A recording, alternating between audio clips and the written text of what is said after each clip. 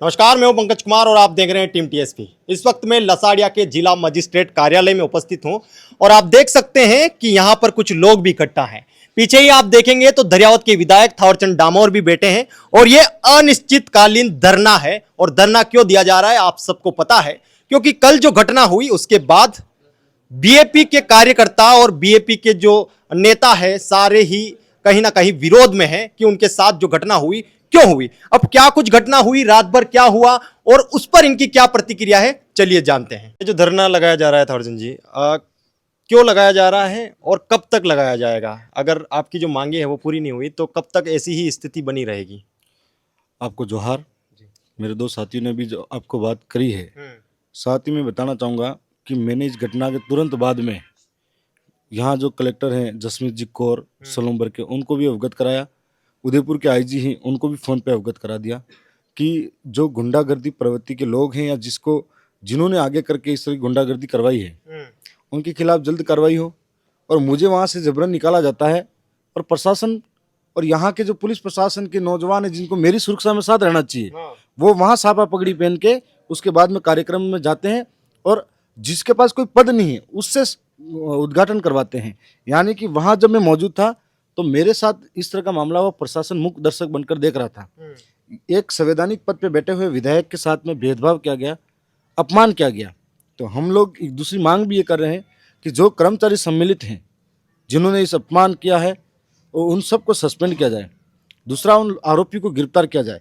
अच्छा, एक बड़ी बात यह है कि इस प्रदेश की सरकार के अंदर आज आदिवासियों के साथ में आए दिन संवैधानिक हमले तो हो रहे थे, लेकिन एक जनप्रतिनिधि पर भी इस तरह के हमले होते हैं तो ये हम समझ सकते हैं तो किस प्रकार से एक आदिवासी इस इलाके में कैसे भाजपा से सुरक्षित रह सकता है।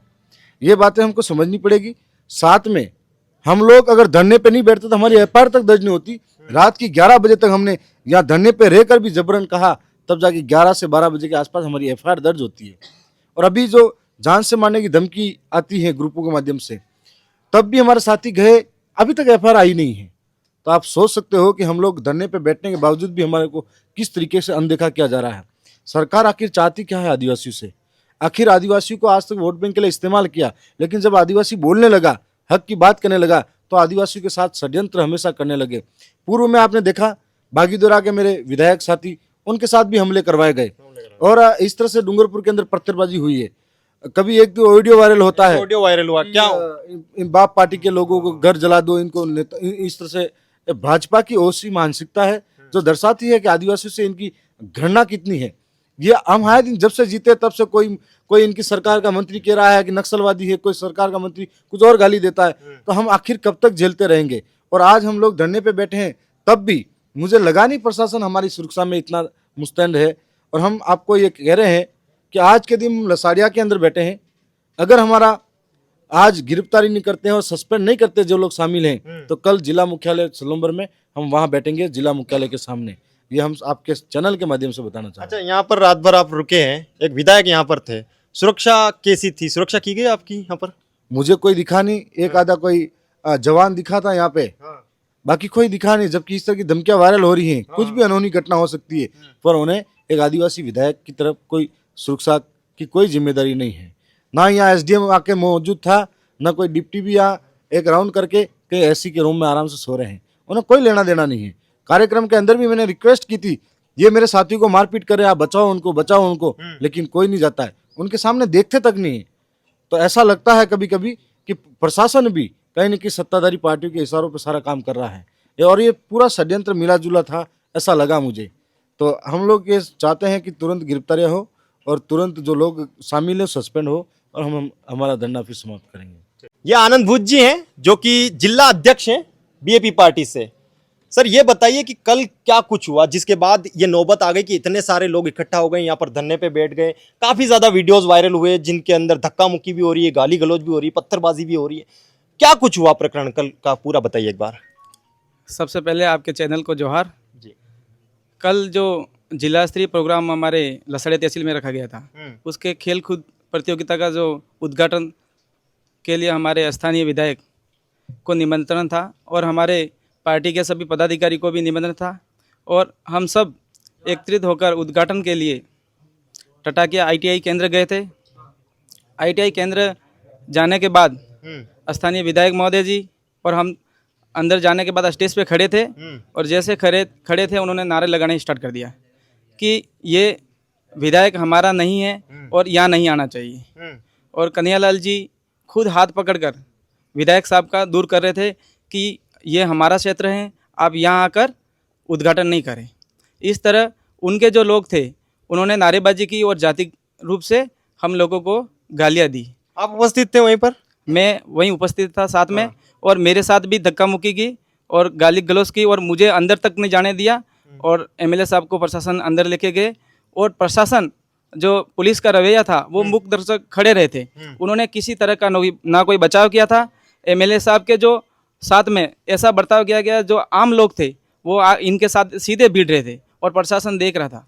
अच्छा, ये जो भी लोग थे बिल्कुल ऐसा था कि हम जाने के बाद में हमें ये महसूस हुआ कि सबने दारू पी रखी थी। अच्छा। और पी कर हम लोगों को मतलब अनर्गल गालियाँ दी गई थी। और किसी एक आदमी के ऐसे थे उसके पैर भी नहीं टिक रहे थे। ऐसे लोगों को दारू पिलाकर उस माहौल में ऐसे किया गया कि विधायक की छवि खराब करने के लिए यहाँ के कार्यकर्ताओं को दोबारा यहाँ नहीं आए। और उसका एक ही उद्देश्य था कि मैं ही राजा हूँ।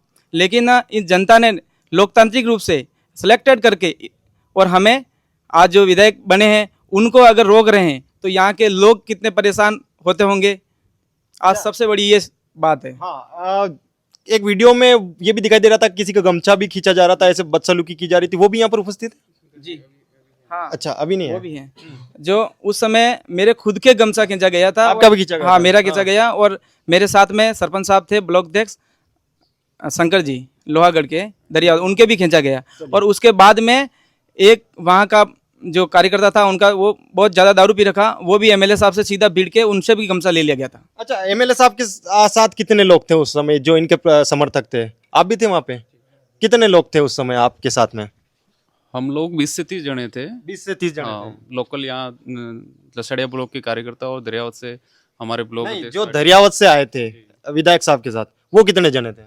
हम 10 जने थे। अच्छा, तो 10 जने तो योजना करके आएंगे नहीं, अगर किसी मकसद से आएंगे झगड़ा करने के लिए, है ना? सामने वाले जो पक्ष था उसके कितने लोग थे?